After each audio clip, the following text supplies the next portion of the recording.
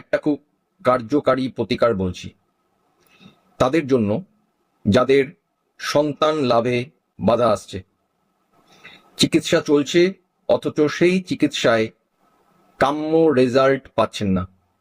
এটা তাদের জন্য বলছি। চিকিৎসার পাশাপাশি এটাও করুন, চিকিৎসায় সুফল পাবেন, সন্তান লাভের বাধা দূর হবে। যে কোনো একটা বৃহস্পতিবার দেখে হলুদ সুতোয় বা হলুদ কাড়ে হলুদ রঙের একটা কড়ি কোমরে বাঁধুন। আর প্রতিদিন স্বামী স্ত্রী দুজনে ভালো কোয়ালিটির গোলাপ জল দিনে 2 থেকে 3 বার হাতে ঢেলে হাতের মধ্যে নিয়ে হাতটাকে ঠিক এইভাবে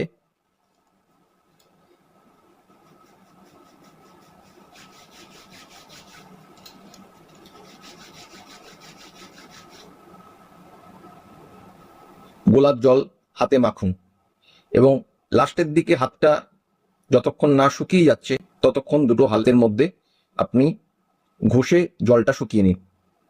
এটা দিনে 2 থেকে 3 বার করার চেষ্টা করুন। আর সাথে মহিলাদের ক্ষেত্রে হলুদ কড়ি হলুদ সুতো দিয়ে কোমরে বৃহস্পতিবার, এই দুটো জিনিস করুন, খুব ভালো রেজাল্ট পাবেন। জন্ম রাশিচক্রের মানে জন্ম ছকের 12টা হাউসের মধ্যে 5th হাউস হচ্ছে সন্তান সংক্রান্ত হাউস। এখান থেকেই সন্তান সংক্রান্ত বিষয়ে যাবতীয় বিচার বিবেচনা করা হয়।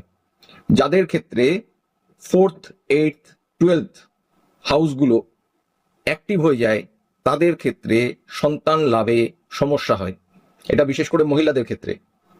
আর সন্তান লাভে সবথেকে নেগেটিভ রোল প্লে করে কেতু।